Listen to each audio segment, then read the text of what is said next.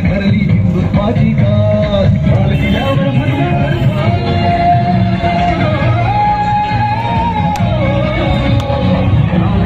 भगवा पडतो हात एकला ध्यास महाराष्ट्र धर्म वाढवा सांगतो शिवरायांचा इतिहास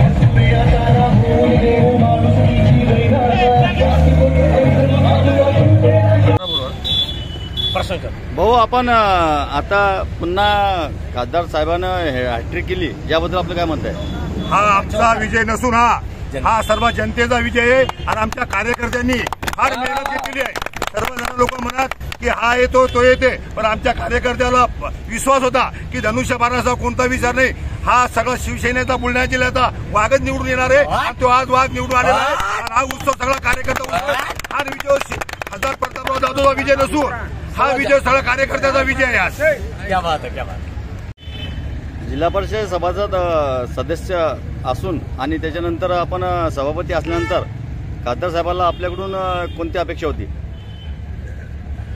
या लोकसभा मतदारसंघामध्ये मागील आता 4थ्या टर्मला ते यावेळेस या ठिकाणी विजय मिळवण्यात चौकार मारत आहेत आणि त्यांनी सुरुवातीच्या कारकिर्दीमध्ये विरोधात असल्यामुळे त्यावेळेस काही कामं आणता नाही, परंतु ज्यावेळेस मोदी सरकार या गव्हर्नमेंट स्थापन झालं आणि सत्तेत आल्यानंतर बरेचसे जे मार्गी लावायचे प्रश्न ते त्यांनी या ठिकाणी मार्गी लावले, ज्यामध्ये प्रामुख्यानं सर्व जिल्ह्याला फायदा होईल असा नदीजोड प्रकल्प एक प्रमुख त्या ठिकाणी होता.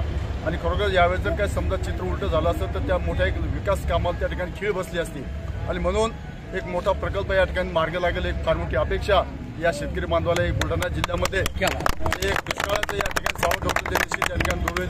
एक जालना आपला खामगाव रेल्वे मार्ग या ठिकाणी होऊन राहिला आणि बरेचसे असे कामं जे लोकसभेच्या केंद्र सरकारच्या माध्यमातून या जिल्ह्यामध्ये करायला पाहिजे ते बरेचसे कामं मार्गी लागले आहेत. आणि निश्चित या 4थ्या वेळेस निवडून आल्यामुळं आणि मोदी सरकार तिकडं भारत सरकारमध्ये गव्हर्नमेंटमध्ये आल्यामुळं निश्चित एक चांगल्या प्रकारचा विकास या देशाचा आणि बुलढाणा जिल्ह्यात झाला सुधारणे अशी या ठिकाणी कृषी सभापती या नात्यानं आपलं खासदार साहेब आपल्या अपेक्षा काय आहे समोरच्या?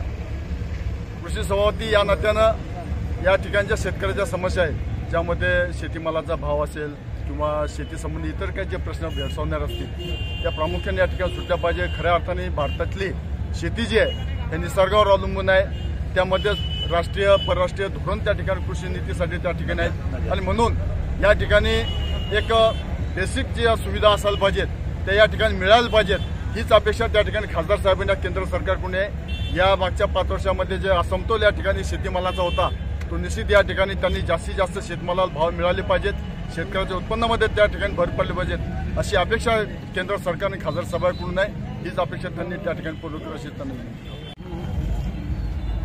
तुम्हाला लोकमतचा युवा कार्यकर्ता म्हणून सत्कार मिळाला आणि खासदार साहेबांना तुम्हाला इतकं जवळ पकडलं, याच्याबद्दल तुमचं मत काय?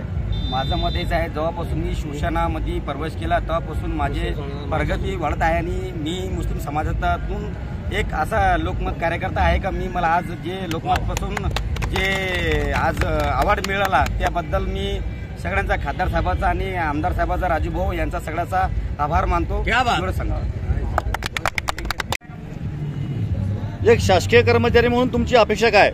खासदार प्रतापराव जाधव गेल्या 3 टर्ममध्ये आमदार होते आणि गेल्या 3 टर्ममध्ये खासदार आणि 4था चौकार त्यांनी खासदारकीचा मारला. निश्चितच प्रत्येकासोबत त्या माणसानं जिव्हाळ्याचा आपुलकीचा प्रेमाचं नातं जोपासलं ही त्याची पावती आहे. आणि खासदार साहेब अतिशय सकारात्मक दृष्टिकोन जोपासणारं व्यक्तिमत्व आहे. असे खोटे शेतकऱ्यासाठी आंदोलन करणारे ते माणसं नाहीत, शेतकऱ्यासाठी खरं काम करणारे ते माणसं आहेत. बोगस आंदोलन करून काहीतरी आपल्या पदरी लाटायचा अशा प्रकारचे ते व्यक्तिमत्व नाहीत. प्रत्येकाच्या समस्या असो, मग कर्मचाऱ्याच्या असो शेतकऱ्याच्या असो, अतिशय मनापासून ते पार पडणारे माणसं आहेत. आणि म्हणूनच जनतेनं आज त्यांना जो कौल दिला ना, हा खऱ्या अर्थानं म्हणजे हिसरीची इच्छा होती, ही खऱ्या अर्थानं ईश्वराची इच्छा होती. आज 5 वर्षानंतर एखादा ग्रामपंचायत सदस्य विटते एखाद्या माणसाले. आज 30 वर्ष आमदार आणि 15 वर्ष आमदार आणि 15 वर्ष खासदार आणि 4थी टर्म ही आहे. सोपा विषय नाही. हे पुण्य खासदाराचं आणि खासदार साहेबांनी हे जे जिव्हाळ्याचे आपुलकीच्या नात्याचे जे मावळे तयार केले ही त्यांची शक्ती आहे. मी खासदार साहेबांना खऱ्या अर्थानं शुभेच्छा देतो. आणि शासकीय कर्मचारी म्हणून तुमची अपेक्षा काय? माझी अपेक्षा आहे की जे खासदार साहेबांनी किंवा आमच्या सर्व शासकीय कर्मचाऱ्यांसाठी ज्या काही योजना असतील त्या त्यांनी केंद्र सरकारद्वारे किंवा शिंदे साहेबांद्वारे पूर्ण कराव्यात.